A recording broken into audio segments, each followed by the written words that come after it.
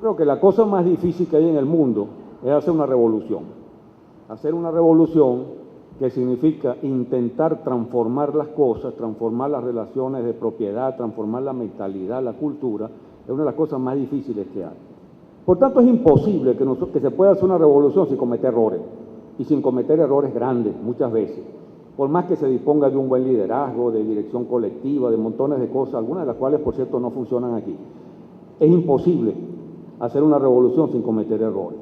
Y entonces, la única forma de no cometer error, bueno, no hacer nada, que es justamente el más grande de los errores, porque entonces los demás hacen por uno lo que les da la gana y uno no puede hacer absolutamente nada.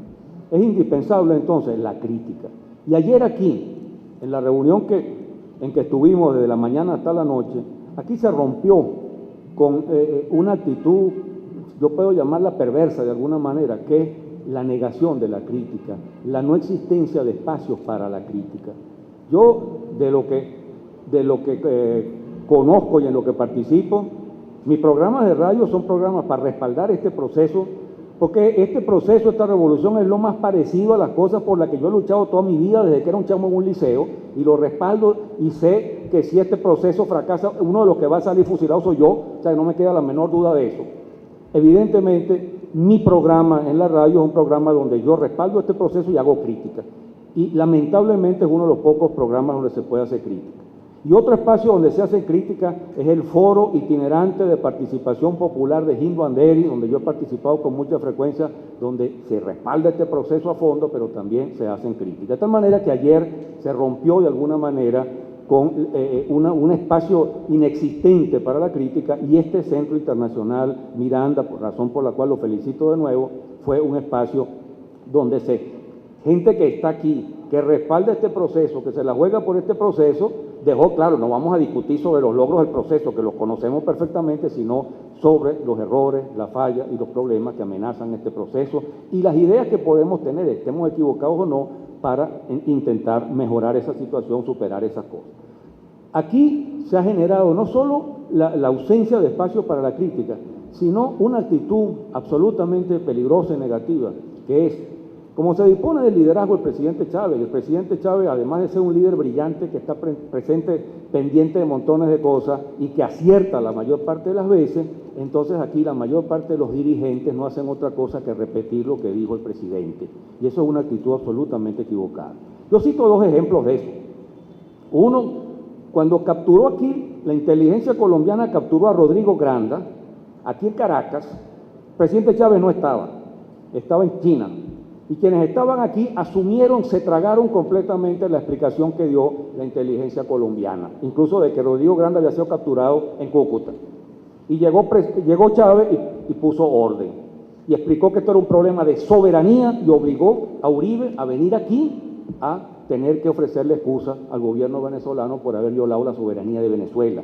Los dirigentes no tuvieron opinión propia, se dejaron embolatar, como dirán en Colombia, y quedaron mal. Pero recientemente ocurrió algo peor, porque quien se equivocó fue el propio presidente.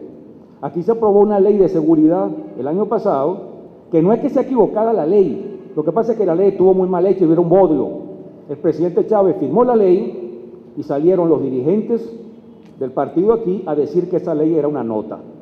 2 días después el presidente rectificó, porque Chávez rectifica cuando se equivoca, y entonces quedaron todos en ridículo, porque no tienen criterio propio, porque se ha generado una actitud muy perversa en ese sentido. Por eso es que hablábamos ayer aquí de la necesidad de una dirección colectiva.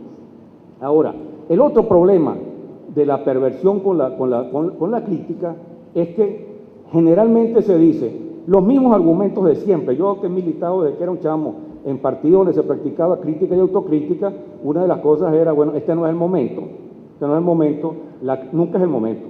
La crítica es un poco más adelante, que nunca se sabe cuándo. Y el otro argumento es, no hay que darle armas al enemigo, porque cuando uno hace crítica y el enemigo se entera, el enemigo va a ganar la revolución. Eso es una taradez, eso es mentira, eso es mentira. En primer lugar, porque lo peor que uno puede hacer en un proceso donde inevitablemente hay errores y tiene que haber errores, es tratar de corregir los errores y discutirlos. Hacer como los gatos, tapar la porquería hasta que se haga absolutamente ya irrecuperable, es exactamente lo que sí beneficia al enemigo. tapar y tapar las cosas, cuando sean imposibles de corregir, entonces ya no se puede hacer nada. Además hay otra cosa, el enemigo no es mocho, por favor, el enemigo ni es mocho ni es tonto, el enemigo sabe lo que está pasando, el enemigo se mete, el enemigo está infiltrado en todas partes, y además esta es una revolución abierta, es que ni siquiera esta es una revolución en los niveles burocráticos del socialismo soviético de los años 30, donde verdaderamente meterse ahí era bien apretado. Aquí todo se discute en la televisión. Si aquí prácticamente las instituciones no funcionan de ninguna manera, porque aquí toda la política se hace en la televisión es tribunal, la televisión es ministerio, la televisión hace todo y todo se discute en televisión. El presidente Chávez ha inaugurado una cosa extraordinaria, que es discutir con la gente lo que se hace en televisión, pero cómo se van a ocultar entonces las cosas que se ven por televisión. Y además unos bandidos como estos que están metidos en todo, evidentemente lo saben. Es una tontería decir que eso es darle armas al enemigo. Esta revolución es lo suficientemente fuerte y vigorosa para tener capacidad de autocrítica y para atreverse a criticarse delante de quien sea, porque eso no va a debilitar la revolución, eso es lo que va es justamente a fortalecerla. Creo que eso es un elemento importante que yo quería citar con relación al tema de la crítica y al temor a que la crítica se haga. Las críticas que se hicieron aquí son todas críticas constructivas, críticas importantes y críticas a tiempo, porque lo importante, entre otras cosas, de las críticas es que sean a tiempo y que haya conciencia y posibilidad de corregirlas, porque aquí lo que queremos todos es que este proceso se siga profundizando, radicalizando y que siga avanzando para que no deje de ser nunca una revolución. Bien, es más, aquí dentro de este proceso hay fuerzas que no están interesadas mismas en que este proceso avance demasiado, porque creen que ya es suficiente, pues. Creen que ya es suficiente, mientras que hay otros que creemos que no es suficiente y que ninguna revolución se detiene, porque si se detiene empieza a retroceder y se hunde. Quería decir otra cosita corta, ya está más o menos en el tiempo, una cosita muy corta, que no la quiero tocar a fondo porque es muy larga. Yo creo que aquí se ha generado, ayer se hablaba de la cooptación de los consejos comunales y de los organismos populares por el Estado, cosa que yo comparto totalmente y que también yo la toqué cuando intervine. Pero hay un aspecto específico que yo lo toqué muy rápido, lo voy a seguir tocando rápido porque es muy largo, es que aquí se ha generado una confusión entre consejos comunales y lo que en Cuba se llamaba comités de defensa de la revolución, o lo que aquí en una época fueron los círculos bolivarianos. Una cosa es un consejo comunal, que es un consejo de la comunidad, donde tienen que estar todos. Y yo se echaba el ejemplo ayer, ¿cómo se pretende que un consejo comunal en La Lagunita sea chavista, por favor? Bueno, como aquí hay banqueros socialistas, es posible que eso pase, ¿no? Pero salvo esos casos de que un consejo comunal de banqueros socialistas no va a pasar. Ese consejo será un consejo enemigo del proceso, pero es un consejo, y tenemos que crear consejos comunales en todas partes, y a esos consejos tiene que acceder todo el mundo. Entonces, cooptarlos es un doble error, porque no se puede convertir en apéndice del proceso revolucionario un organismo que es un organismo institucional, y después justamente porque se trata de un organismo donde tiene que estar todo el mundo, y no entonces hacer un consejo comunal donde solo estén los chavistas. Eso no tiene sentido. Hay otra cosa distinta, que es una experiencia cubana que aquí no hemos aplicado, la intentamos aplicar a nuestra manera y se quedó en el camino. Los comités de defensa de la revolución sí tienen que ser integrados por revolucionarios, que son una forma de Contraloría Social y que puede permitir entonces que la comunidad esté vigilante frente a las amenazas y las penetraciones del imperialismo y de quienes sirven al imperialismo.